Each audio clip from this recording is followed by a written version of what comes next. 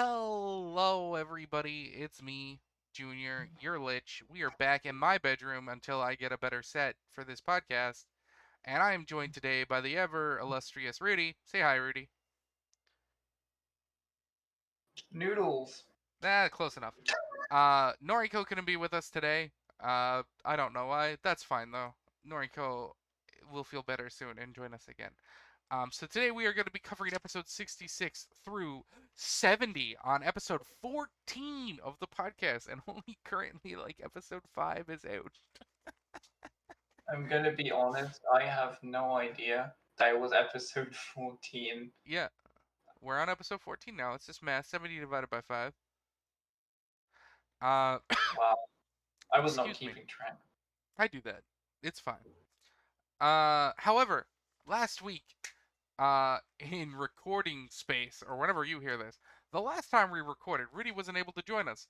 So we didn't get Ruty's first blind virgin eyes entering the Grand Line for the first time on camera, which is sad because I really wanted to hear Ruty's take on that. So, to quickly recap, episode 60, Nami kills a man from filler out of existence, kind of ruins a cool moment in the story by introducing a filler character to one of the most iconic moments in One Piece. But since she murders him and everyone laughs about it. Then the crew enters the Grand Line and finds a giant fucking whale. They discover that this whale is super depressed and trying to kill itself. Its name is Laboon. It has a crazy doctor with a flower for a head living inside of it, trying to keep it alive by sedatives. Which is kind of fucking sad. We discovered that this whale once belonged to a pirate crew 50 years ago. And because they couldn't protect such a young baby whale in the horrors of the Grand Line, they left him behind with Crocus, the flower-headed man at the Twin Capes.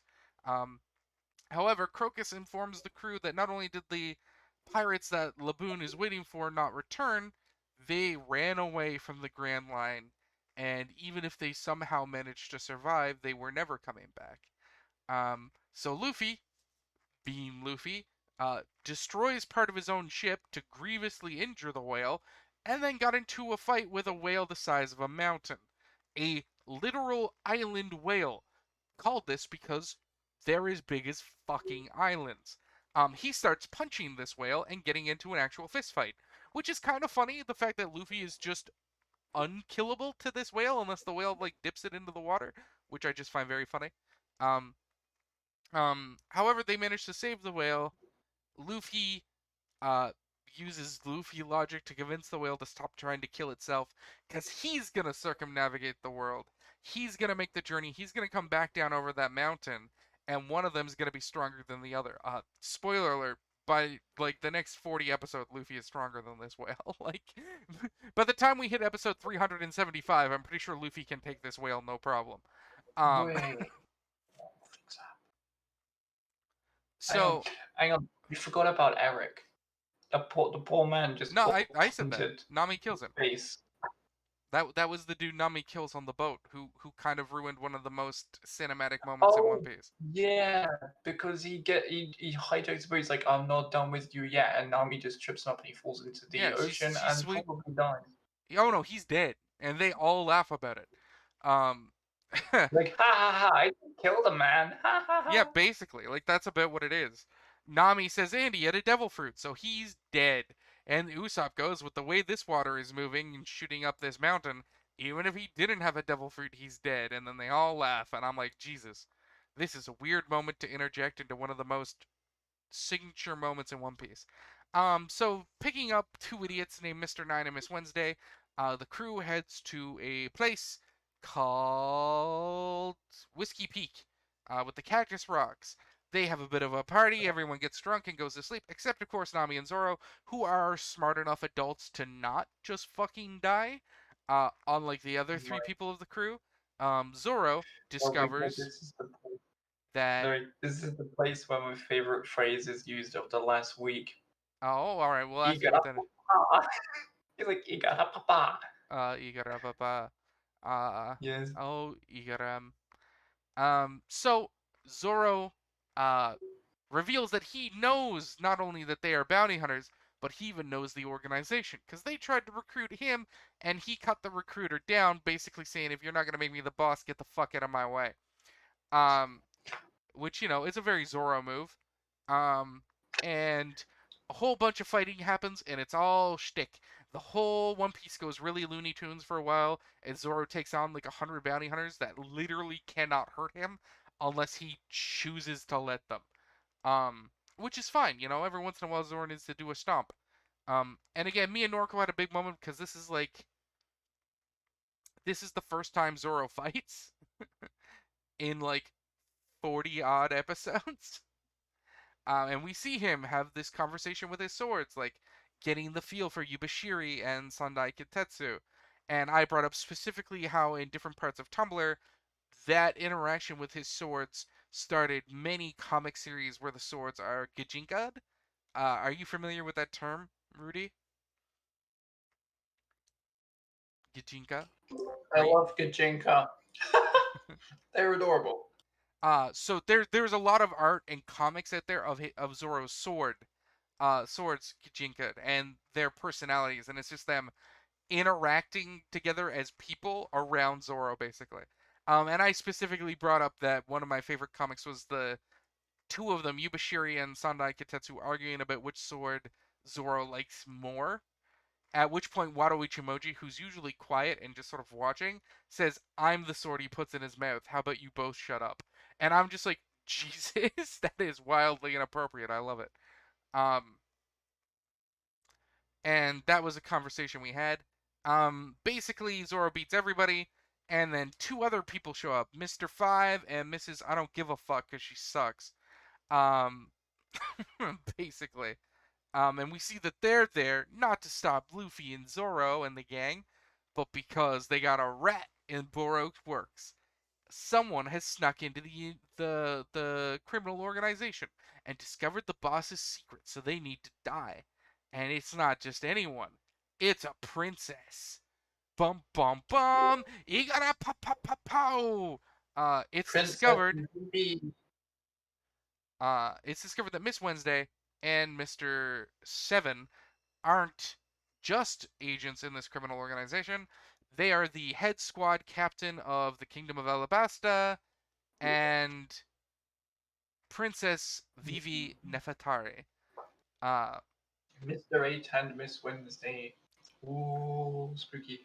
and they immediately get their ass handed to them, and that leads us to episode 66. But before the start of episode 66, how did you like the entrance to the Grand Line, leaving the East Blue, Laboon, all that stuff? Adorable whale. I like that Luffy was just like, let's fight again. I'll just paint some crappy drawing on your head and make you look like I'll make your head look like a dumbass while I leave. Well, he wanted to make sure the whale wouldn't, hit his head anymore. He's like, "You gotta keep this mark on you for when I come back. So, don't try Yeah. to kill yourself." To be fair though, he looks really silly, was it Well, not? that's because Luffy painted it and not Usopp, and Luffy is no artist. But yeah, honestly, damn, episode 70, or like that, this area already one of the seven warlords. This is crazy. I mean, well, we've already met one of the seven warlords. Well, okay, well, yeah, but they didn't. Well, They okay, did fight. Zoro yeah. fought him, and then I, Zoro didn't do a I fight for like confirm 30 because episodes. it's not like they're building up to it, right? So I just kind of like discount Hawkeye meet Hawk until like later on because he You didn't actually properly build up to fight him. you shouldn't, because I don't know if we're ever gonna get a proper fight for fighting Mihawk. you should take that at face Alright, value as being Zoro's fight with Mihawk.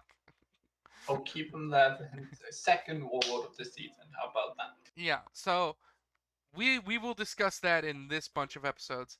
I do find it interesting. So it when I if I haven't given you a link to the folder where I put the uploads of these episodes, I should, because that's just You probably, bad, you bad probably, you form of me. probably have, you Um, probably have, but because you you probably could lost it. go and check it out whenever you miss an episode, just to get an idea of what we talk about.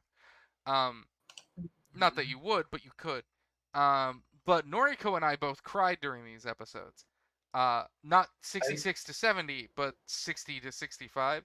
And like when I say I cried, I mean I full on cried. It wasn't like with the Nami stuff where I get like a little teary eye and one tear comes down. No, I'm just sitting on my bed crying.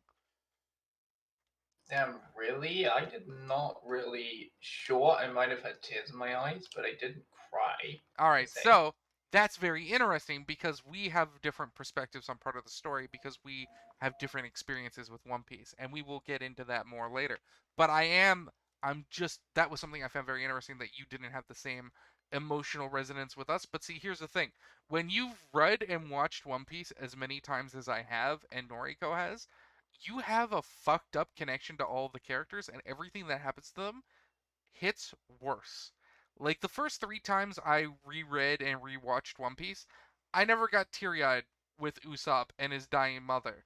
But now that I'm like six watch throughs in, I have a really hard time getting through the episode where Usopp is telling his dying mother that the pirates are coming and Dad's gonna come and save her and it'll all be okay. And I'm like, this kid is like fucking 5 and the only adult in his Usopp's life is story is dying and he's is just trying to make sense of it and this is fucked. Um Usopp's story is literally like, "Mom, when will Dad come back?" Mom, Mom never. is like, "Come back soon," and then it's literally Well, no, like, see, that's the "Damn, thing. Usopp, damn, Usopp's dad really just gone out to go get milk and never came back." No, see, that's the thing. She knew she was getting in with a pirate when she did that. Like she knew Yasop probably wasn't gonna stay, and that's the interesting thing. Like it's not she told him his dad would come back. It's the opposite. She was laying in bed saying, "Your dad's never coming back. I've told you." Like he's off doing his I own forgot. I'll be adventure. honest, I forgot. Oh, No, no, I that's forgot. just that is very much like part of the story of Usopp is that he's never coming back, and everyone knows it, but Usopp isn't willing to admit it. And they knew that going in. It's not like he went out for milk one day. It was like not predetermined or planned, but like it was a thing that was gonna happen. So yeah, some things will emotionally fuck up me and Noriko more than you because we have a bigger connection with these characters, which I just find very fascinating. But we've already wasted 12 minutes. We're going to dive right into the episode 66 recap. We begin with Igaram and Vivi. Igaram is hurt and on the ground, but he's there talking about his important mission. So he tells Vivi to run, and he'll try and hold them off. And Mr. fucking Nine gets out and tries to help, and that doesn't happen. Um, Vivi Either breaks she swings character. the bat and he gets launched back like a rocket. Vivi breaks character, which I found very funny, because Mr. Nine was still doing his shtick, and she tells him to stop being an idiot. I found that very funny. Now that she doesn't have to act like Miss Wednesday, she's just not. Um, and which is very funny because it means she was just acting the whole time. Zoro tries specifically to not get involved. There's a really cute scene while all this is happening where Zoro just drags Luffy in between everybody. He's like, "Oh, excuse me, I'll just get out of your way. This doesn't seem to be related to me. Let me just get my captain out of here." I found that very funny. Um, we find out that Mr. Five is the nose bomber. As Mr. Nine Oh charges him with yeah. his Oh acrobatics, god. Mr. Five picks a booger at his nose and flicks it at him, and it explodes, sending him into the water. Um, it, Yeah, God, and imagine Zoro's sword, it just has explosive booger all over it. Ah! well, he has a he, so Zoro tries to ignore what's happening. Igaram pleads to Zoro to try and assist, and Zoro is initially gonna just say fucking no, like go and fucking die in a hole. You just tried to kill us. I should cut you up more. However, Nami, of course, had been faking it, and now knows that Miss Wednesday is a princess. And so Vivi says she'll help for 1 billion berries. Which of course, Igram is like, I'm just the captain of the guard. I don't I don't have access to treasury money. Like that's not a thing I can promise. And Vivi goes or Nami goes from saying like, oh come on, she's definitely worth it, right? To basically extorting him like outright, and Zora's like, "Oh, that one was a threat. That wasn't. She wasn't asking for the money anymore. She was telling him that it was gonna happen." Which I find pretty funny. However, Igaram is like in wounded and hurt and like panicking, Igaram was still smart enough to outmaneuver Nami here by saying it's all a moot point if they catch Vivi now and kill her. So Nami's like, so we have to at least protect her for right now before you'll even talk about the contract. And Igaram's like, well, yes, of course. I mean, if she's dead, there's no way anyone could pay you. Also, she's the princess. You should probably organize your contract with her, not me, since I'm just a lowly soldier. So she's like, I need to go save the fucking princess. All right, Zoro, go save the princess. And Zoro's like, fucking no. Um, and Nami's like, you owe me 300,000 or 200,000 berries. And he's like, no, I don't. It's like, yeah, you do. You got And she's like, 300% yes, she interest on do. that. And Ooh. she said, you offered, I gave you 100,000 berries under the grants that you'd pay me 3 times back. He's like, yeah, but I gave you the money back immediately that day. And she's like, yeah, but you only gave me back the first amount, not the interest. And there was a really good line where Zoro is like getting ready to go do it because he doesn't like owing a debt to Nami as much as he doesn't feel like he does.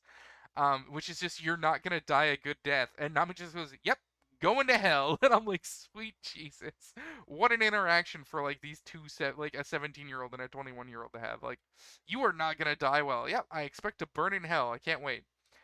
So while this is happening in the background, Luffy gets up and goes to take a leak. He goes to piss. Um, and basically, I just wrote that the Straw Hats get caught up in Luffy's bad luck. With this whole Vivi situation. So this is going to be a running thing across One Piece, which is a bit of a pattern. Luffy, for some reason, always ends up getting involved with noble people who need help and are good people. Um, and it starts in the series. It starts with Vivi. But it's sort of a running thing that keeps happening. Um, However, after Luffy takes his piss, he turns around and sees the whole island has been massacred by Zoro. He runs over and grabs one of the men and asks what's happened, and the man just tells him that Zoro did it. So Luffy becomes enraged that Zoro would be such an ingrate to attack the people who fed them and threw the party for them, that Luffy goes to chase Zoro down. Um, so Vivi is just fucking weak sauce. I literally wrote in my notes that she's fucking Templi, which is just like she's really shitty. She's just garbage. We do discover at this point Mr. Five's fruit. He is the bomb bomb fruit. He is a babam. I literally drew a babam in my notebook. He is a babam. And we discover that Miss, again, whatever the fuck her name is, I haven't written it down at this point. She is the Kilo fruit, which Oh, Miss Valentine. Valentine. Yeah. You forgot he teamed up with Miss Valentine. Well, she just doesn't matter at any point ever. Um, uh, rip. except to Noriko, which is fair. Noriko has the hots for her, and that's fine. Um, which we covered in the last episode. She has the Kilo fruit, so she can just jump her weight up and down in increments of, or by factors of 10 kilos. So I guess she can weigh like, well, I think she can just change it to anything, but she chooses to do it by tens mostly. Which is so Oda does this thing where he makes her weigh like 2 kilo and then makes her basically fly, and I'm like, that's like 5 pounds. That's like a turtle. Turtles don't fly in the Like, wind. Like you can like fly in 1 kilo, like, she just okay. holds up an umbrella and weighs like 5 pounds and just floats into the air. And I'm like, what? Actually, How strong is the wind here? to be fair, right? If you're in really strong wind, you can like end up flying away if you weigh like Yeah, 10 or 20 kilo but this even. but but this isn't strong winds. Now, I can understand being blasted into the air by Mr. Bomberman. That's a cool combo. But then she would just fall. She wouldn't just float. If you tie 5 pounds to the end of an umbrella, do you know what happens to the umbrella if you throw it in the air? It falls to the fucking ground immediately. So I not only is her fruit stupid because it just doesn't work at all, but it's stupid because Oda uses this exact same fruit under different names like 3 times. Like Oda is just obsessed with thin women who can make their weight really high, or really fat men who can make their weight titanic. And we'll see him basically use like an upgraded version of this fruit that basically just has a higher maximum weight, like 1,000 episodes from now, or more than 1,000 episodes from now. But no, scratch that, reverse it, like 800 episodes from now. I'm getting carried away. Um, but it just kind of sucks because it's a fruit that's so generic that Oda uses it like 3 times. And at no time is the fruit ever interesting. I just don't get his obsession with weight fruits. I think they're really dumb.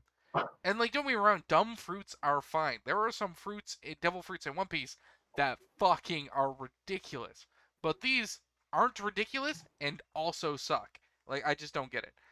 So Zoro cuts some snot and gets grossed out by the fact that he cut sauce. I don't know why, but I find it really hot that Vivi always calls Zoro Mr. Bushido. Like, I don't know why. I've always found that really hot, but she does, and I find it really hot. Um, which is just great to me. It's in my notes, so I must have been thinking about it when she said it. Um, we cut back to Igaram, who explains to Nami that Baroque Works is a criminal organization who also does legitimate bounty hunting, I guess. Um, because you're not a criminal if you're a bounty hunter. That's a perfectly legal thing to do normally. Um, but he explains that their goal is to build an ideal nation, and that they're led by a mysterious figure called Mr. Zero. However, it's at this point where Zoro's about to stare down, Miss Valentine and Mr. Five, that Luffy shows up. And I just wrote down that this shtick is okay right now, but it gets better. So Luffy is pissed that Zoro slaughtered the village because he doesn't know what's going on and he's too angry to listen to Zoro.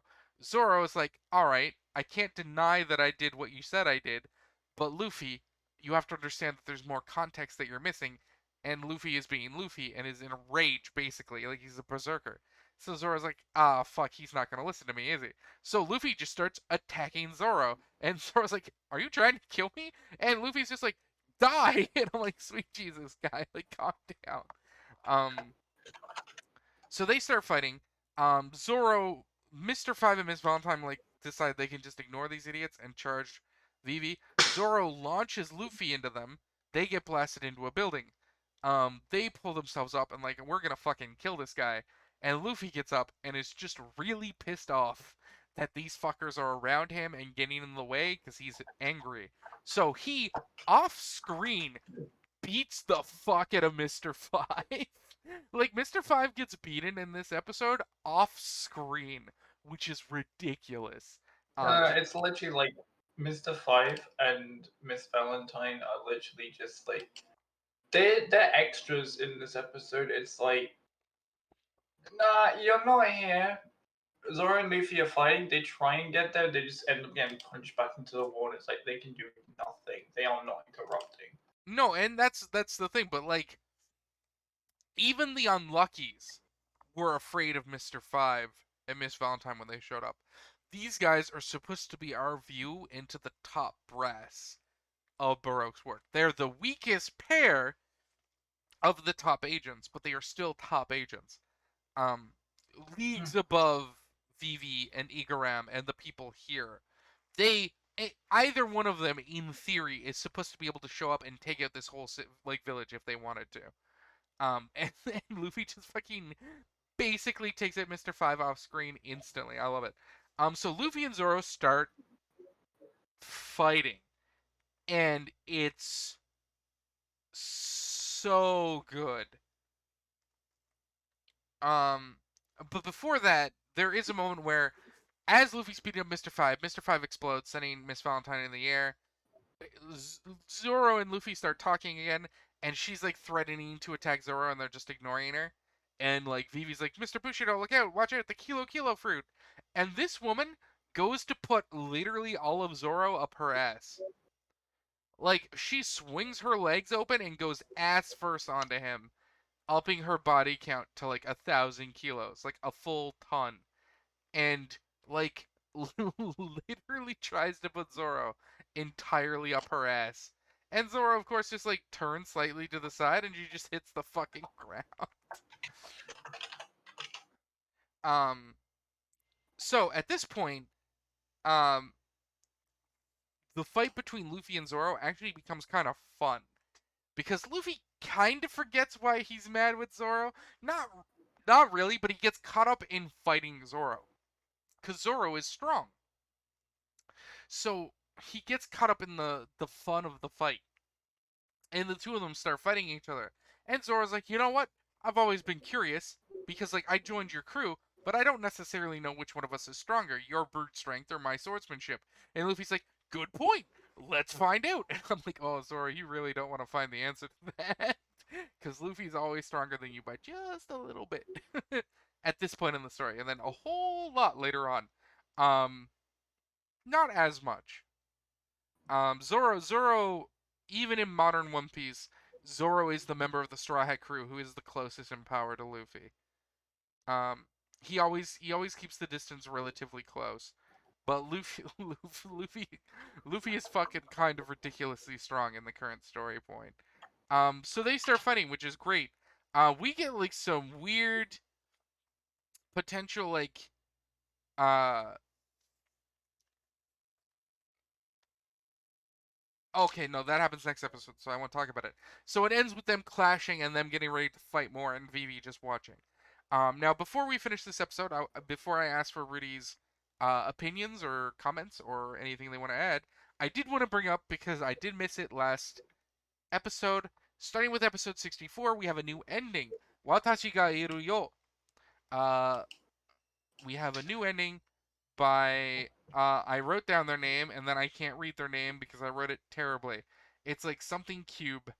It's tomato cube. I remember now. I remember reading the name. So Watashi ga iru yo by Tomato Cube. It is an okay ending. It is perfectly serviceable. It's got a nice upbeat vibe to it. I kind of like it. We are Um, we are already almost done with it. This ending is only here for 10 episodes and we are currently on episode 4 or episode 3 of it. Thank Like God it's only there for 10 episodes. So I'm gonna be honest, I'm not really a fan, and I prefer the second one way more. Second one's my favorite one so I'm far, not the gonna lie, ending. I don't really give a fuck about endings in One Piece. I think it's cool to listen to them every once in a while, but like I tend to skip endings and go into the next episode I by used to do default. that, but then I just started watching the ending, so I was like, it's more music. I can vibe. But yeah, I don't love it. I don't hate it. What are your notes on this episode, Rudy? Anything you wanted to add that I might have missed that you found very interesting, or any comments, anything at all? Hit me with it. Not really. Okay. Not really. Luffy versus Zoro is just like,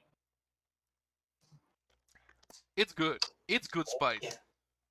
I would love to see a modern day, like in where the current storyline is, fight between Luffy and Zoro because, like, You know what I'd like to see? I'd just like to see the Straw Hat. As much as mean as it sounds, I want to see all the Straw Hats just fight each other, like an entire. well, you're Right. you're definitely gonna see some of it. um, I mean, properly fight each other. yeah, you're gonna see some of it. Um, Okay. but I will point out as a general rule, there's probably only one member of the Straw Hats who would be able to beat Luffy, possibly. Um, Ooh. at this point in the story, um, and in the modern, like in the modern story, like there's still probably only one person in the crew who could beat Luffy, but that person has changed. In modern day, I think the only person who would stand a chance at actually beating Luffy, who's a member of the Straw Hats, is Zoro. Um, and it would just be him catching Luffy off guard and just brute forcing through it. I think Zoro has a legitimate chance of killing Luffy if he tried in modern day One Piece, but like if Luffy takes the fight seriously, Zoro doesn't have a chance. And that's kind of Luffy's thing. Like we'll see it. We saw it with Arlong Park. Remember, like why do the Straw Hats follow Luffy? Because Luffy is the person who can beat Arlong. Luffy's shtick on the crew is that he can 1v1 the people the other crew members can't, and he'll win because he's their captain and they have faith in him. And we'll see it very quantifiably later. There's a very funny scene we'll get to where Zoro, Luffy, and Sanji all take on a horde of enemies at once, and Zoro and Sanji take out the exact same number of enemies, but Luffy gets one more than both of them. And that's literally Luffy's shtick. He's just stronger than they are. And that leads us into episode 67. Luffy and Zoro are about to warp time and space with their fucking fight. So, this really caught me away because I didn't remember. You look really shocked right now, Rudy. Are you hitting your hotkeys without realizing it? Or are you doing this on purpose? Your mouth's just hanging. It's like you're trying to eat I'm me. being shocked because I'm looking. I'm not spoiling myself, but I'm being shocked because I'm looking at these Luffy power levels. Oh Jesus Christ! You don't want to. You don't want to look at anything. Trust me. Stop looking. Stop looking Look, at things. I already knew about the gears because of Jump Force. Okay, I just wanted to see what the gears look like. You shouldn't. You don't want to. You don't want to rob yourself of seeing that stuff firsthand. I mean, I already know what Gear 4 looks like because Jump Force ruined it for me. yeah, but still, don't look up Gear 5. Don't do it. Uh, if you can. I mean, I can't tell you what not to do, but like I recommend it. So I want to bring up because Zoro and Luffy like take a moment, rear back, like Luffy flexes. I want to again reiterate something I'm sure I've read up on this podcast before. Luffy's muscles are made of rubber, and he can flex them. That's fucked up. Like Luffy is able to flex his muscles so hard that they retain the shape of a muscle that is flexed, and they are made of rubber, and he can hold it. Luffy is way stronger than any muscle-bound idiot is, just because he has to like. It blows my mind basically.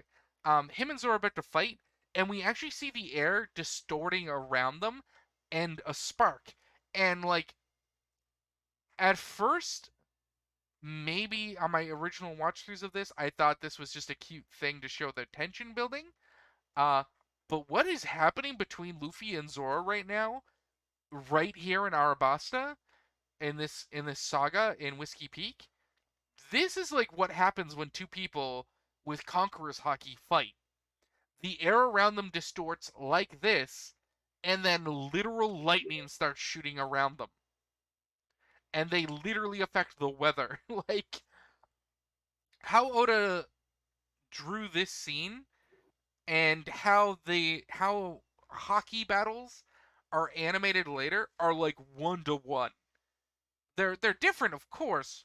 The hockey fights are way more flashier once we get into what hockey is and it being a common thing.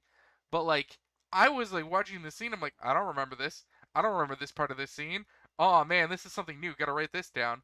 But then Nami shows up and hits them both in the head, which is Nami's job. She picks up both Zoro and Luffy, who now are like unconscious because she conked them on the head, but are still fighting each other, which I found very funny. So she beats the crap out of them some more. It, and so these episodes, a lot of it is exposition. Um, so at this point, we've discovered a bit more about Alabasta from Vivi while Nami is talking to her. Basically, Vivi's kingdom is this culturally vast, powerful nation known for its culture and high quality of life. It's Egypt, all right. It's Egypt. Like her name is Nefertari Vivi. They are like they are Nefertari. Like they are Egyptian. It is the thing Oda is going for. It is Egypt. Um, and that Alabasta is currently enraptured in civil war, and she'll say that the war is being fueled by Baroque's works. They're manipulating the events. And Nami's like, oh, so their plan to start an ideal nation isn't. And Vivi's like, yeah, they're not going to start an ideal nation. They're going to take my home, my ideal nation. Um, which is very funny. So Luffy and everything catches up. This conversation happens. And Luffy at this point is clued in that the reason Vivi is in danger is that she knows who the boss is. And so Luffy just asks her. And everyone else is like, no, don't tell us. Like, potentially over 1,000 people are trying to kill Vivi right now because she knows that person's name, we need to not know. So Vivi casually gets wrapped up in talking about how bad it would be if they found out that the person who runs Baroque Works is one of the seven warlords of the sea named Crocodile. And there's this great moment where she just dooms everybody. Uh, which of course she immediately regrets because Vivi's just a kid. She's just a kid. And Nami immediately is just like, why did you do this? And Zoro's like, well, sweet, we get to find one right away. How lucky for us. And Luffy's just like, sweet, we get to just take out a big name right off the bat. Let's go. um, which is great. Now I want to preface the rest of this arc. Crocodile is my favorite One Piece character. Uh, so I have different tiers of characters. I have a favorite Straw Hat. I have a favorite general character. Um, and it's like a close top 3 or 5. Like, but Crocodile is the person who sits at the top of like my favorite, not just overall One Piece character, but also my favorite One Piece villain. I fucking love Crocodile, and I can't wait for us to get to him. However, the Unluckies hear this, so Nami freaks out. But then they run away, and Nami's like, "Well, at least they won't know our faces. We have to run away while we have a chance." And as she runs the corner, she sees the Unlucky perfectly sketching her face, and then having sketches of Zoro and Luffy's, who found out about the secret. And then they fly off, and she gets furious. And then Igaram shows up dressed as Princess Vivi. Igaram shows up in drag. And there's this great moment where uh Luffy like clues in that they're trying to like Igaram and Vivi are trying to get help getting Vivi home. And I just wrote down that Luffy is a king because the second he hears it, he's like, "Yeah, all right, sure, I'll take you home. That's fine, no problem." And it's just like, oh, he's such a king.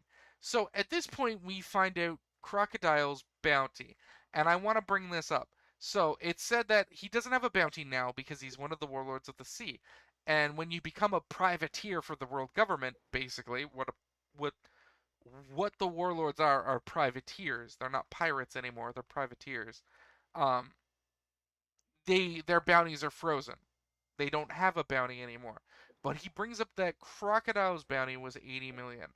And we know that Luffy's current bounty is 30 million. So that's more than double. That's spooky. However, I want to bring up some stuff that gets revealed later, but is sort of relevant to our watching of it right now. We discover later in the story that Crocodile was offered his position in the Warlords very early on in his career, and he took it. So his bounty was frozen at a time before he really got a chance to become super notorious.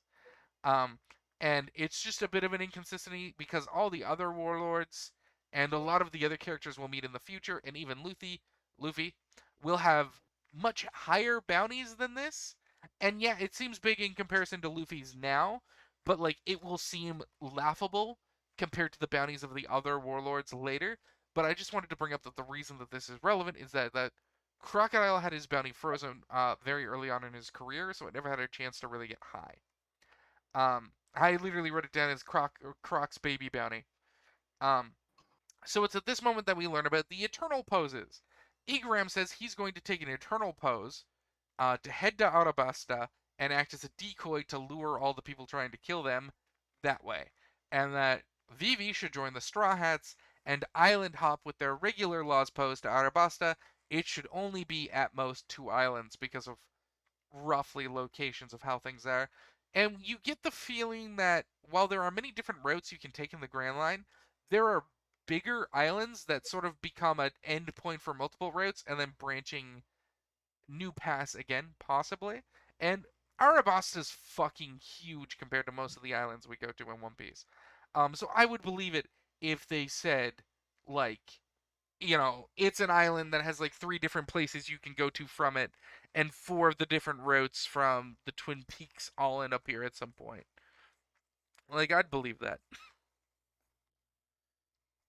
Um, so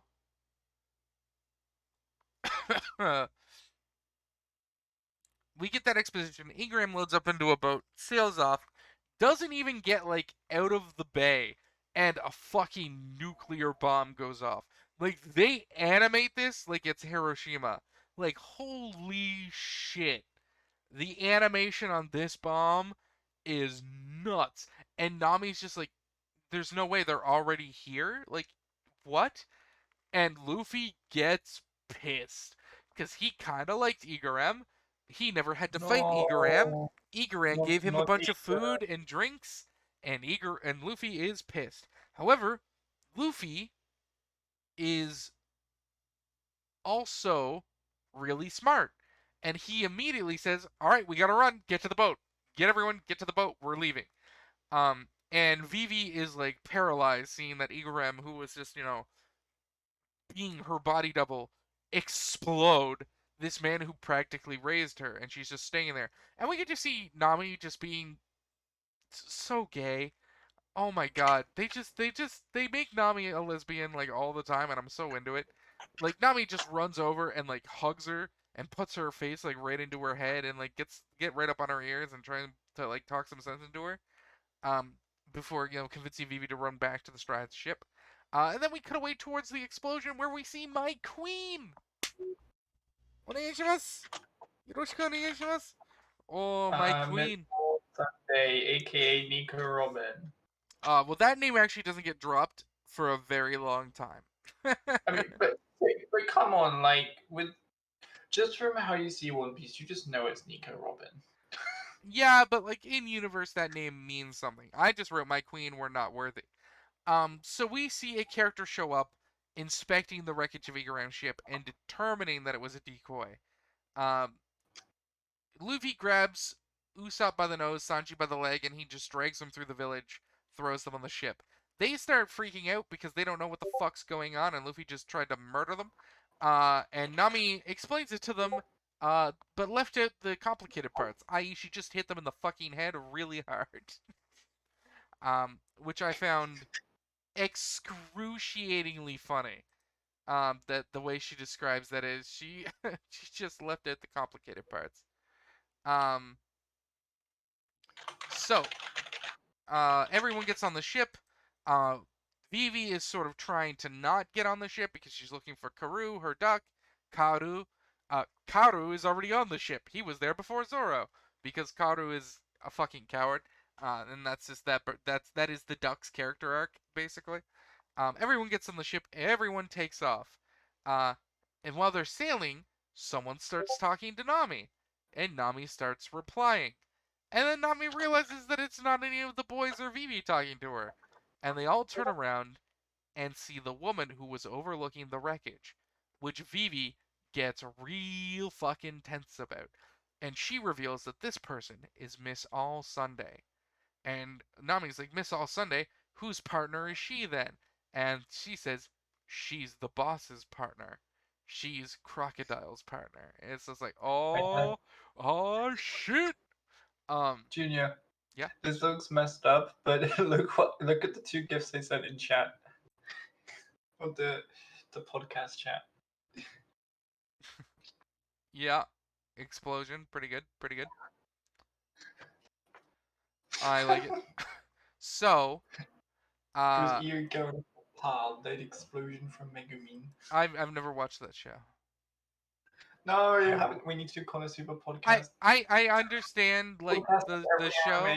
I understand who the character is. I understand what's happening in the GIF. I've just never watched it.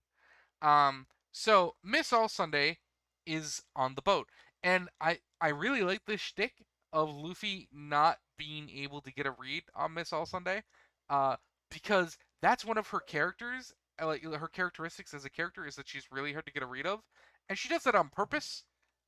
Which we'll find out more much later, of course. But like Vivi admits that the only reason they discovered who the boss was because they followed Miss All Sunday. But she also admits that Miss All Sunday definitely knew they were following her, and led them specifically to the boss, which she admits to doing. So Luffy's like, oh, so she's a good guy. She helped you find the person you were looking for. And then Vivi goes, no, she was also the person who definitely reported that we knew who the boss was to the boss. And Miss All Sunday goes, oh yeah, that was me too. And Luffy's like, oh, so she's a bad guy. And then she's like, well, here's an eternal pose. And then Usopp's like, so she's a good guy again. Um, and basically, Luffy settles on her. Not Luffy doesn't hate her. He's not trying to fight her at this point. He is at most annoyed and confused with this character and just wants them off his fucking boat. Um, then we see fucking Sanji put a gun to her head when he steps out and just sees that there's a stranger on the ship. Uh, Sanji, who we will see later, would sooner die than hurt a woman, pulls a fucking gun on one and holds it to her head. And I'm just remembering that, like, God, they just don't know how to write Sanji. Like, there is a huge dichotomy between like Sanji in the future once we get to Sanji's like second backstory part of the story, and Sanji in the early episodes where they just made him do whatever the fuck they wanted. Sanji would never pull a gun on a woman. He again would literally die before kicking a woman. And this is Sanji whipping a gun and holding it to a woman's head. However, Yeah, that we part confused me. we determine that she has a devil fruit. Bum bum bum. And she disarms both Usopp and Sanji, throws them aside, and steals Luffy's hat and knocks Zoro's sword out of his hand all at the same time. She puts Luffy's hat on top of her Western hat. I just want to point out, because this is a funny thing, in One Piece, Miss All Sunday sort of talks sort of archaically a little. She's very formal. Um, in Four Kids, in the dubs, because she showed up with this cowboy hat, they made her a Southern belle. She basically sounded like a Texan. In the Four Kids dub, they made her sound like an American from the South. Uh, which was a fucking decision Four Kids made, and we're not gonna talk about it any more than we already have. Um, I didn't even put that in my notes. Basically, she says the path you're on right now isn't good.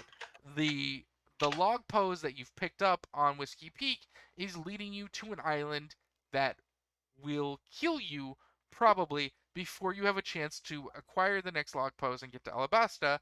I will give you an eternal pose to a different island you can get to from Whiskey Peak if your log pose is lucky, and you can then hop directly from that island to Alabasta.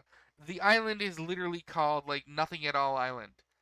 It's and of course everyone's like, so it's a trap. And Usopp's like, so she's a good person again. However, this pisses Luffy off. She throws the log pose to Vivi, and Vivi is of course having this internal struggle of, well, do we take it? Like, even if it's a trap, if we can skip an island that's definitely dangerous, and like if there's a more direct route, we should take it just to protect everyone. And there's a deadline and everything, and Vivi's like freaking out, and Luffy walks over and picks up the Eternal Prose and shatters it in his hand, and looks at Robin, or sorry, Miss All Sunday, and says, "You." Even you call that Robin. Well, I mean, she's literally my favorite Straw Hat. It's kind of hard to do. Also, I ship her and Luffy like hard. So these scenes between them is like good shit for me. So it's like I don't difficult. ship nobody with nobody except Naruto and Kanji.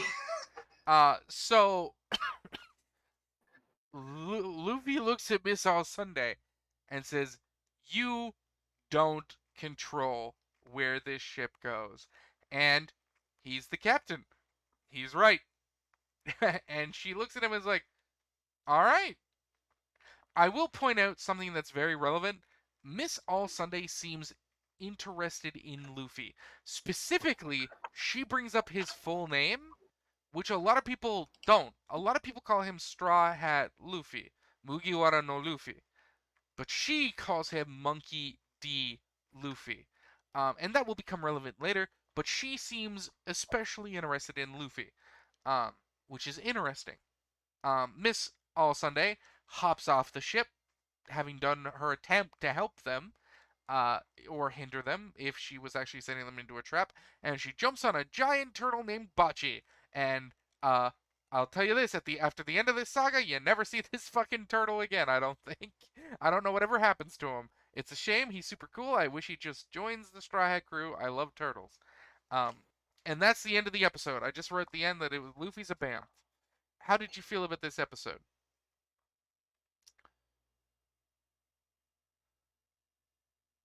Sorry, which episode was it again? I lost track. 67. We're still on episode 2. 67 still? Oh my god. Yeah, Um, the next two episodes are a lot less dense, but the first two episodes are okay. doozies because it's a lot of exposition and Miss All Sunday showing up and stuff. All I have to say is, hello Nico Robin and rest in peace, Mr. Igara Papa. It's so fun to say. Just go Igara Papa. Igaram. Igaram. I know his Um, name is Igara, but I like saying Igara Papa. I'm glad. So, this takes us to episode 68, and technically in my notes I write down that this is a Kobe filler episode. However, that is incorrect. Oh yeah, The Kobe next and things I the forgot. next two episodes are technically canon. However, they weren't in the manga as chapters, they were in the manga as cover stories. So again, we brought this up before. At the start of every chapter of One Piece, there is a cover page. It has the title for the current chapter and then an illustration by Oda. Sometimes the illustration is just that, it's just an illustration. A lot of the times, it isn't. It's an entire narrative, and Oda will stretch these narratives over multiple chapters. Some of them are ridiculously long. Some of them are like 50 chapters, where it's just one story happening only in the cover pages. Um, it's how Oda gets to work in more world building that he can't work into the actual series, but it's stuff that he wants to write and show us. Um, so some stuff happens on the ship. Luffy brings up Kobe. Axan Morgan gets brought up, and that makes him think about Kobe. And then the filter screen falls over to Kobe and Helmeppo. They are still on the shitty little island where Axan Morgan was, and they're currently working as cabin boys. And boy, does Helmeppo still suck. Um, Kobe is doing whatever he can to be a good chore boy. He's trying to get in good with uh, the Marines because he wants to move up. Helmeppo thinks that like Kobe's just being sort of like a doormat and causing a lot more work for them. But Kobe's like, this is what I want. I'll die to get it. I basically wrote in my notes that Luffy is a disease because he infects people with the will to die for what they want. Which I mean, there are worse diseases you could have, I guess. Um, so we cut away from that scene of them arguing to a scene where Helmeppo's laying down on the roof, clearly not working, and Kobe is diligently cleaning the windows of a building. Um, Kobe gets up onto the roof and tries to have a conversation with Helmeppo. Helmeppo gets really pissy, and the two of them start fighting. Um, Helmeppo ends up insulting Luffy, and Kobe, that's a trigger for him. He won't put up with that shit. So they get into a fight. Fun fact, fighting on a roof? Not a good idea. They fall off the roof, clearly. They had attracted a scene. They fall and hit a cannon. For some reason, this cannon had powder and a cannonball in it, and somehow a spark was created when two idiots fell on a wooden crate. I don't know. This is a really stupid contrivance that is really, really, really, really dumb. The cannonball goes off and just destroys an entire building, and they get caught up for that. The next we see them, they're down in the restaurant eating like onigiri with the little girl, um, whose name is Rika, I think, and basically saying that they weren't kicked out of the Navy, but they promised to work for 50 years without pay, basically. Um, we do get a really good scene later in this episode as this is going on towards the next night. Basically, a real bigwig from HQ is showing up to take in Axan Morgan, uh, Helmeppo's dad. And there's a scene at night where, it's not at night. They're down in the belly of the ship, the transport ship, where they're just doing chores. Where Helmeppo is really trying to process and deal with the dichotomy that his dad, that he respected and looked up to, and the sociopath Axehand Morgan are the same person, and that his dad went too far, and that they are probably going to kill his dad. And we've never seen a mother. We haven't seen a Mrs. Axehand Morgan.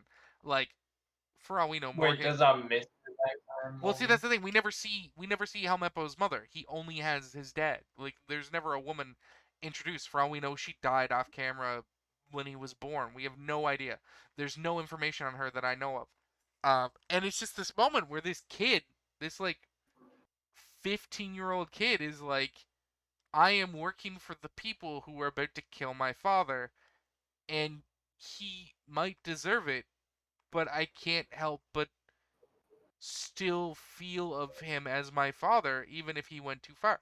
It's really good. Like, it almost makes me forget I hate Helmeppo. Like, it's like, yeah, you know what, kid? That fucking sucks, man. Like, you're in a rough spot. And I kind of can almost sympathize for you.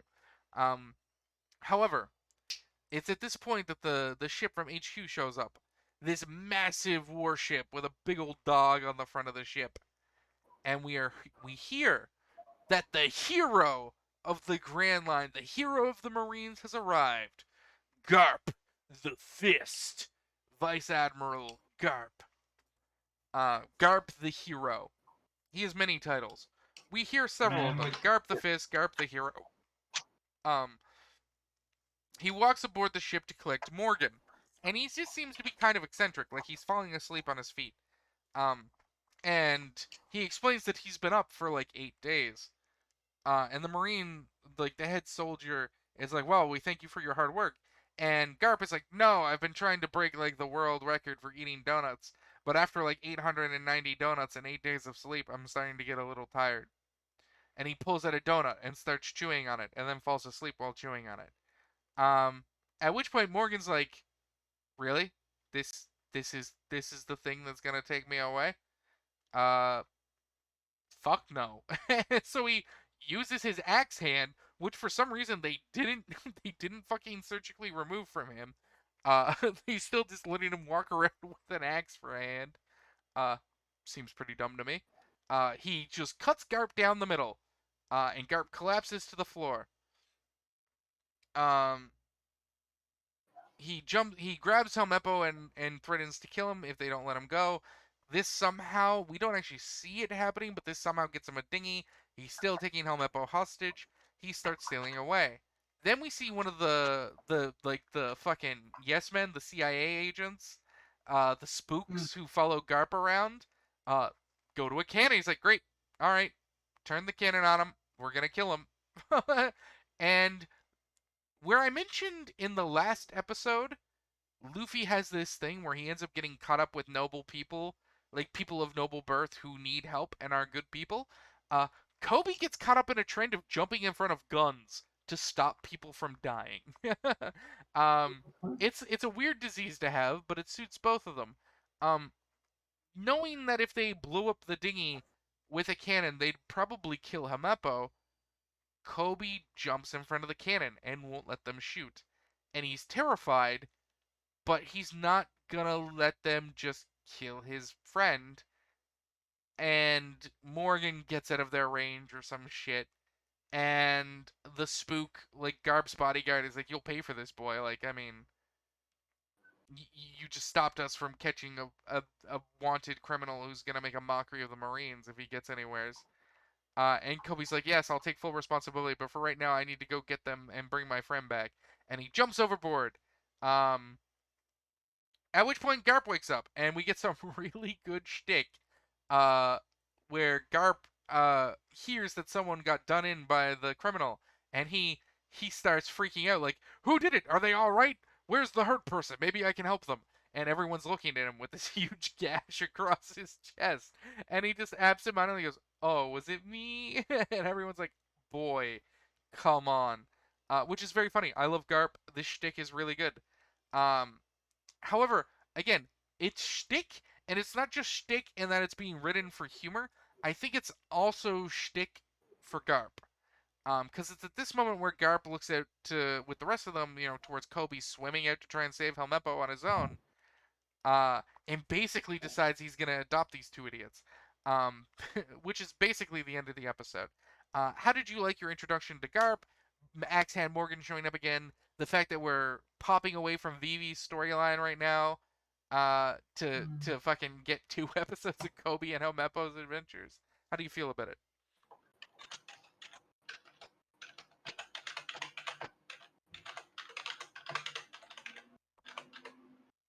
What?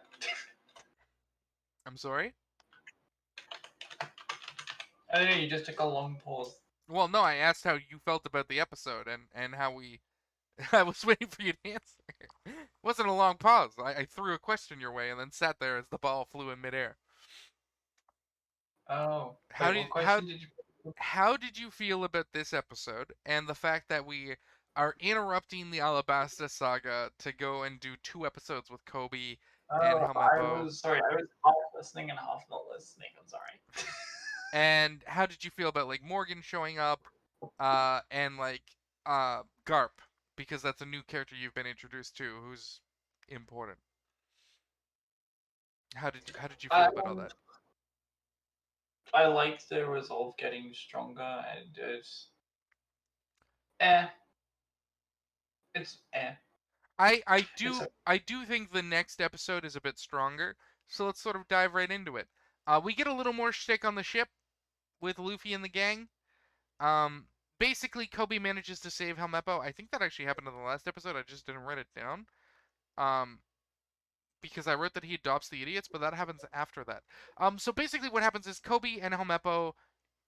Kobe tries to save Helmeppo. Helmeppo ends up resolving to be better than his father, to become stronger than his father, and bring his father in himself if he has to later at some point.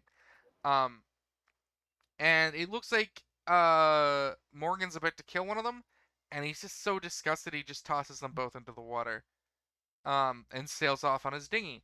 And there is a moment where he pauses, where Helmeppo says that he'll regret this. Helmeppo will become stronger than him, and Helmeppo will take him in. And there is a moment where he pauses, which is interesting. Um, and then he sails off, and that's the end of the episode. Basically, they get brought in, and Garp's like, "You people, you're probably gonna get like court-martialed for this. It'd just be an embarrassment to the Navy. So instead, you're gonna come with me to Navy headquarters, where we can take you away from everyone else. Because no matter where you end up, you're gonna be a fuck up." That's basically how he rationalizes it. So what happens here on the ship? There's a bit more shtick. um, we see Nami reading a newspaper. I wrote down that the news coups are ridiculous. The fact that there are birds delivering newspapers in the Grand Line to ships is really fucking stupid. But whatever, it works. Good for Oda.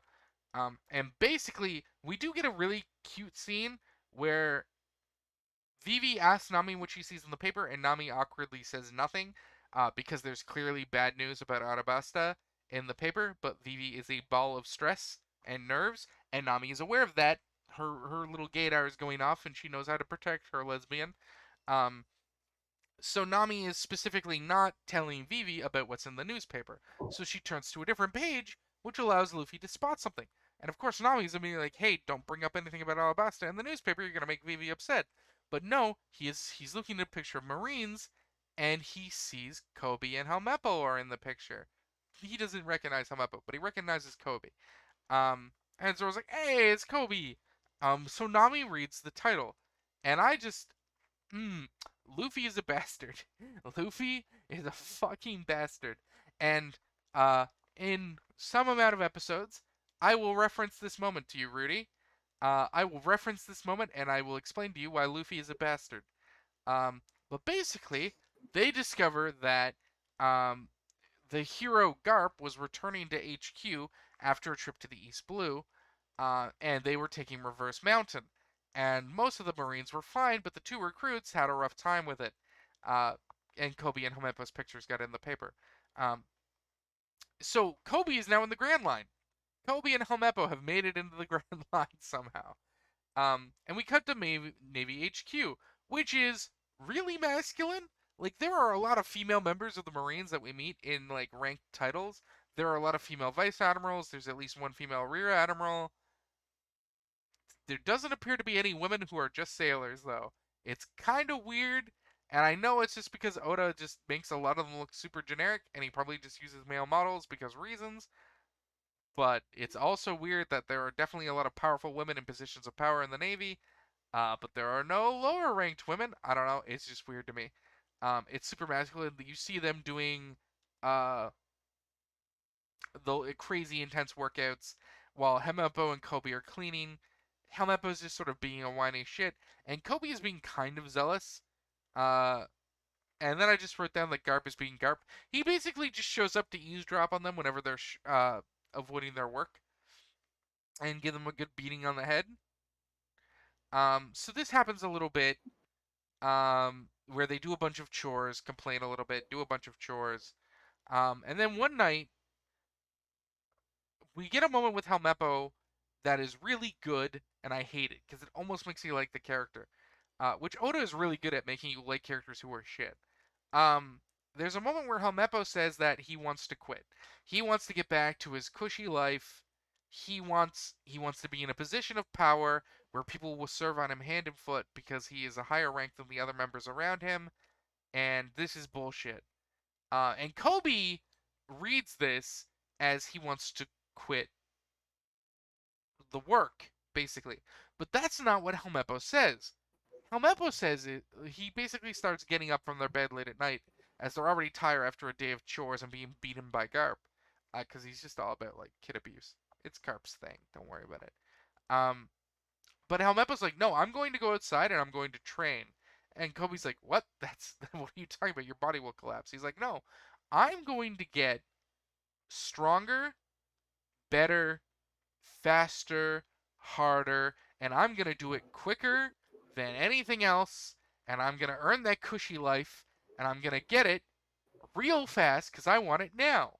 Um, and Kobe starts, freaking out. He starts reverting into old Kobe, Moody, Moody, Moody, Moody, Moody, Moody, impossible, impossible, impossible. He starts doing that fucking bullshit again that Luffy would hit him for if Luffy was here. And this time, Helmeppo throws the same words at him that he said in the previous episode. And Kobe's like, oh shit, Helmeppo has found the resolve to die for a dream. I'm being an idiot. Alright, let's do this. If we die, we die, but at least we'll die fighting. Um, let's go. He does bring up, though, that even though Helmeppo's desires are a little impure, which I find very funny, like, he does comment that, like, the motivation for Helmeppo to get stronger and better is so that he can be a piece of shit is kind of fucked up. But he's like, hey, as long as it works for your motivation, let's go. Um, and I did write, oh, how the turns have tabled, when Helmeppo returns the same line, and I did write down the Will Smith meme for Kobe, when he does that line about Helmeppo's motivations being kind of fucked up. And that's the old Will Smith meme from the Fresh Prince of Bel Air, where he's a bit messed up, but he's got spirit. I fucking love that meme. That meme is so good. I'm old as shit. So we get a Rocky style montage, which Rudy might be too young to actually get that reference. Do you get that reference, Rudy? Um, I have heard of Rocky, but I never watched it. Like I know of Rocky's When like. I say Rocky Well, style no, montage, I think I get what you mean by okay. that. See, you I'm probably trying to do think. because it's been parodied in a lot of things like Family Guy and a bunch of other shows. So even if you haven't seen Rocky to get the montage, you have almost undoubtedly seen another thing do the exact same thing that Rocky does. Um, which is an interesting zeitgeist of how life works. So they start working really, really, really fucking hard. Um, and then one day, Garp eavesdrops on them and catches Kobe talking about how Luffy is his friend, which is dangerous because Luffy is a wanted pirate, and he's trying to be a marine officer. They don't really take kindly to that. So Garp takes the boys out to the water, and questions them about their allegiances. And Kobe says he wants to be a marine officer, but Luffy is his fucking friend, and there's no way in hell he would deny that because it means the world to him. Uh, that Luffy even if they're going to be enemies, and even if they're going to have to fight each other one day, the pair of them believe that the other will become strong enough to win somehow. Like it's this weird thing where like Kobe is Oda has Kobe as like a build a rival for Luffy eventually. Um, but he's not quite there yet in current story. Maybe he's getting there. Um, Garp is like, well, you realize like that's not a thing that like we're just gonna let happen. And the two of them are like, well, we need it to happen because we are going to be Marine officers. We are going to be strong. Helmeppo is going to become stronger than his father, and he's going to capture him. And I'm going to be a Marine officer. I'm going to do this, and we won't let you stop us. And so they fight Garp. It's kind of they're kind of jacked. They're like really thin but drawn really muscularly, and it's really disturbing. I really hate the way Kobe and Helmeppo look. It's really dumb. Um, Though the next time we see Kobe, his entire body will be different. Like Oda ages Kobe like 6 years over the course of 6 months. Not even. Is he like buff next time? The next time we see Kobe, he's like twice as tall, thin. He's grown into his head. Like the boy has like a full like 3 years worth of puberty and like 4 months of story. Which is wild to me. So Garp thrashes the pair of them, and then he has this moment where he's like, "All right, you know what? This was a test because they keep getting up. No matter how much he beats them, they keep getting up because they're not dead. They're not dead yet. And until Garp kills them, they're not going to give up. Even if it means fighting while they're unconscious, they're going to get up and they're going to fight. And Garp's like, all right, you know what? You've been really trying with your bodies. I've seen the work you're putting in, and I can respect it. But I needed to know that you were fully committed mentally as well. I needed to know you weren't going to cave in. I needed to know you meant it. And you proved it, even though you're weak as shit. Um, so you're going to be trained under me personally as like my proteges, and that's gonna be the thing that happens to you. However, you need to not fucking bring up Luffy. Like you need, like fuck it, Kobe. You need to be cool about this, dude. Like don't talk about Fight Club or don't talk about Straw Hat Friends. Like you need to fucking get your shit together. Um, and basically that's what happens. Uh, Kobe and Helmeppo become the disciples of Garp, his apprentices, his crew to train. And that's where the flashback ends. Um, did you Hmm. have anything extra to add to episode 69 other than nice? Of course you want that. I forgot to do it at the start of the episode. I had to work it in at the end. I didn't even realize it was episode 69 until I was wrapping up the recap for the episode. I'm like, oh shit, it's episode 69 and I didn't go nice. Oh To be no, fair, my the internet card, it's whole gonna be gone. the whole Kobe and Helmeppo arc, these two episodes was it was okay. It's it's very meh, but it was also kind of meh in the manga. Like it was. That's the thing. This story was told to us through like 10 or so 1 page like chapters of still images of things happening to Kobe. However, this does set up a lot of important things later, and again, I will reference back to episode 69 uh way later when some stuff gets revealed. But let's dive into episode 70, the last episode we're going to cover. Hopefully we can finish before an hour 30. We should be able to because episode 70 actually doesn't have a lot to go over. But we finally are going to arrive at Little Garden, which is It's a great. cool place So because it had something cool. it has a lot of cool things, actually. I love Little Garden. Yeah, This this there are some really high moments in this arc, the Little Garden arc of the Alabasta saga. There are some good moments in this arc, and there's some real high moments, and there's some real low moments. And we'll cover all of them as they happen. Neither of them kind of happen in this episode. This episode is kind of mid, but not bad.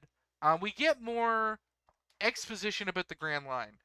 The reason the weather was so crazy, leaving the Twin Peaks to get to the Twin Capes to get to Whiskey Peak, is because the 7 magnetic fields coming off of Reverse Mountain that set up the 7 different routes that you can pick up with the log pose are basically causing the whole area around the red line to just be fucking pure chaos.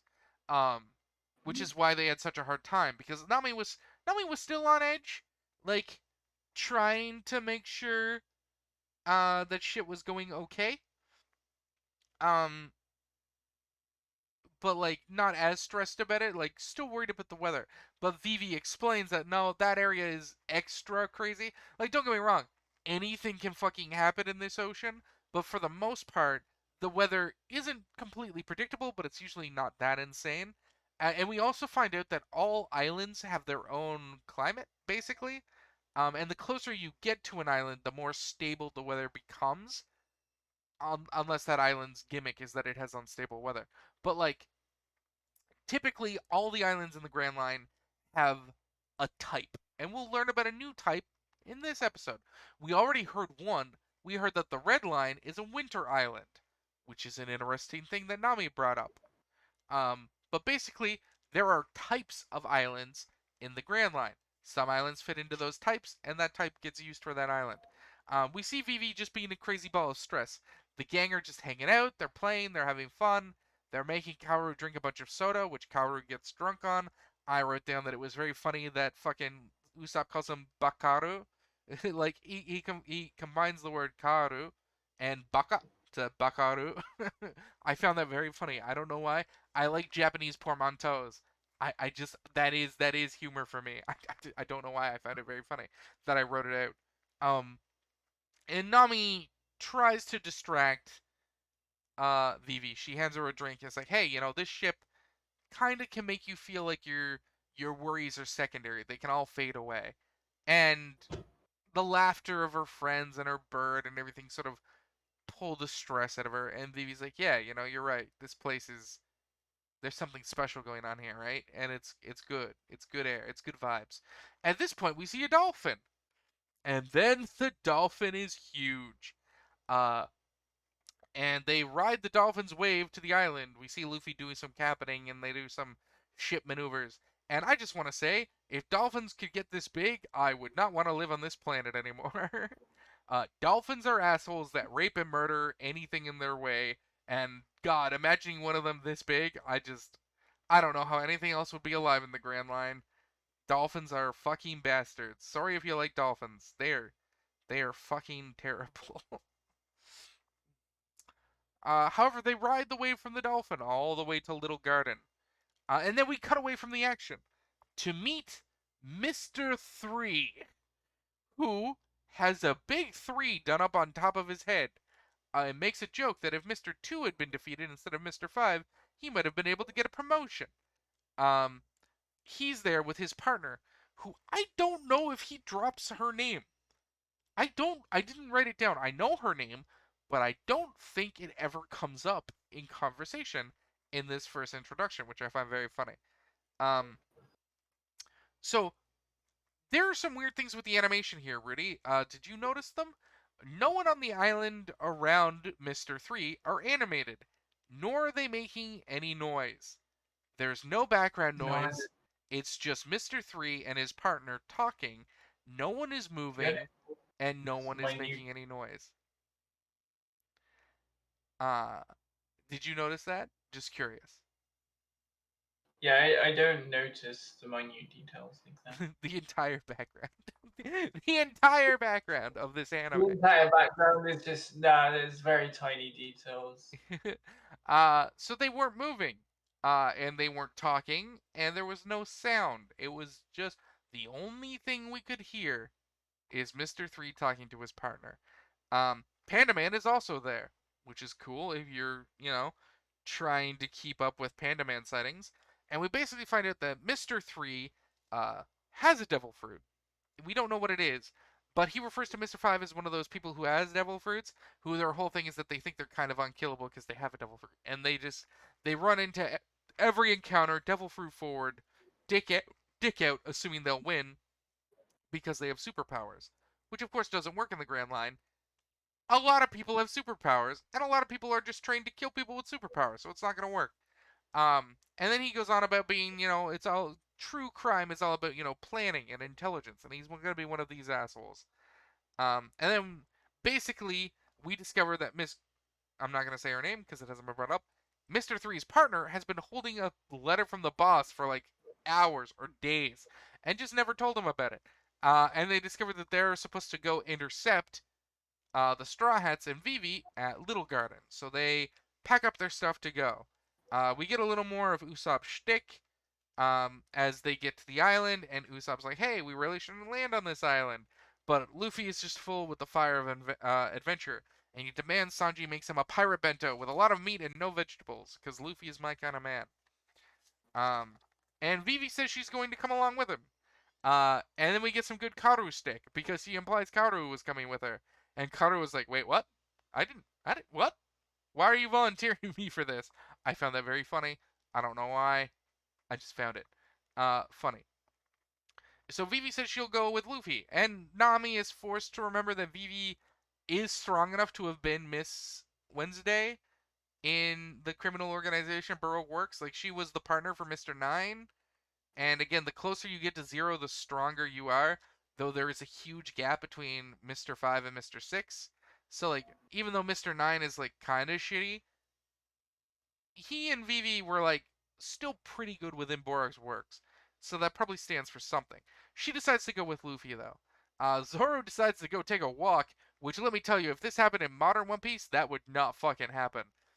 There's no way. If Zoro goes and take a walk, you'll never see him again. That's kind of his shtick now. Zoro gets flanderized a little bit as the story goes on. Um, Sanji asks Zoro to get him some food. For some reason, Zoro antagonizes Sanji and says, "Oh, of course I'll do it since you fucking can't, because you're weak and shitty." I'm like, Zoro, that was kind of out of nowheres, and also like a dick thing to say, and what the fuck? Um, so this starts a thing where Zoro and Sanji begin a hunting contest. Sanji specifies it's whoever brings in the most kilos worth of meat. However, this is very funny because now the two cowards, Nami and Usopp, are alone on the ship without any of the monster trio to protect them, which I fucking love when this shit happens. Where they're like, "We'll stay on the ship where it's safe," and then all the strong people leave the ship, and they're like, "Now we're alone." And there's a great moment where Usopp's like, "Now we're alone," and Nami's like, "Don't steal my line." I found that very funny. Nami thinks she heard something in a logbook about Little Garden, and she goes to start tearing through the books. And this is where we discover uh, that there are dinosaurs on this island. Sanji gets ganked by a T-Rex, who he promptly kicks the shit out of. Zoro finds a Triceratops and fucking says this bullshit stupid line about them both being three-sword style users. And I'm like, Zoro, you fucking nerd. Stop trying to make this dinosaur into your fetish. Like, stop it, you fucking pervert. I love it. And this is where we discover from Vivi, because her and Luffy discover a brachiosaur. And Vivi's like, holy shit, this is an ancient island, which is another type of island on the Grand Line. And basically, it's an island that is frozen in a prehistoric state. Because of how hard it is for islands to contact each other and the weather patterns making it very difficult for them to interact, a lot of the islands can be very isolated, and some of them have been frozen in the time of the dinosaurs, basically. Um, Luffy doesn't care and just jumps on the dinosaur, because of course he does. And then Zoro does the fucking three sword style shtick with the Triceratops that I fucking found unbearably funny. Where he's like, another three sword style user. Let's see which one of us is better. And I'm like, that's a fucking dog with horns on its head. You shut the fuck up, you fucking idiot. Uh, we cut back to Nami, and she has found the book with notes about Little Garden, this dense, massive forest all around them. And it says in the book, and as this is happening, something large begins approaching the ship. We see footfalls and can see a pair of red, glowing eyes in the dark, followed by this massive silhouette, bigger than the trees, approaching the ship. And the book is the Diaries of an Adventurer, and it brings up the fact that he named Little Garden, because the habitats of the island were so large that everything around them looked like a little garden. To the inhabitants of this island, it was a little garden, their play place, basically. And the episode ends with Nami and Usopp realizing that something massive has walked up to the ship. and there's just this huge, titanic humanoid figure leaning over the ship with bright red glowing eyes in the silhouette. And here there be giants. And the end of the episode. Rudy, your fucking model is fucked so hard right now. Yeah. You were spazzing out a lot there with the open mouth and sort of whipping around a bit, and I wasn't gonna mention it, but then you sort of like turned into a paper clip, like right at the end. I'm doing You flips you everywhere and you all the you basically became like a 90-degree angle there at the end. Uh, time. any any comments about the landfall of Little Garden and the giant? All I'm gonna say is cool dinosaurs, and that's about it. Yeah, the dinosaurs do be pretty banging. Uh, we'll see a lot more dinosaurs later. I like that dinosaurs are a thing in One Piece. That was something I always loved about Dragon Ball. How like there's Capsule Corp in Dragon Ball, who is this hyper advanced civil business that can like put an entire house into a pill, and you click the pill and throw it, and just it builds a house for you. But Hmm. also there are dinosaurs, and the president's a dog. I fucking love Dragon Ball. I just love Akira Toriyama's mind so much. And I also love Oda's mind. They do a lot of weird shit, and I enjoy it because I guess I'm into weird shit. Um, no, these are great. We're gonna get into some great episodes. I hope you like the Giant. Uh, I Yeah, do. the giant. Oh The god. I'm excited for that. If there's no other comments though, we can wrap this up right under 1 hour and 30 minutes because I am good at talking at a relatively fast pace. Alright. I guess well, I don't really have much more to say. That's fair. I try to be thorough. Yeah. Yeah. All right, everybody. This has been the Mite-Mite No podcast, episode fucking I don't know 14. I think I said. We'll be back next week or whenever we upload these. Episode 71 to 75. We're getting close to episode 100. Pog. Also, I will point Yay. out, I'm pretty sure the ending changes at episode 74 or 75. So I'm gonna have to pay attention next week because I believe we'll have a new ending at the end of it. So keep your eyes peeled. I don't know what the new ending is, but we'll find out when we get there together. For now, goodbye from me, Junior, and Rudy, and Noriko, who is here in spirit and in all of us at all times. Uh, Thankfully, you all signed the user end agreement that allows this to happen. So it has been done with consent. Sorry, what agreement now? Goodbye.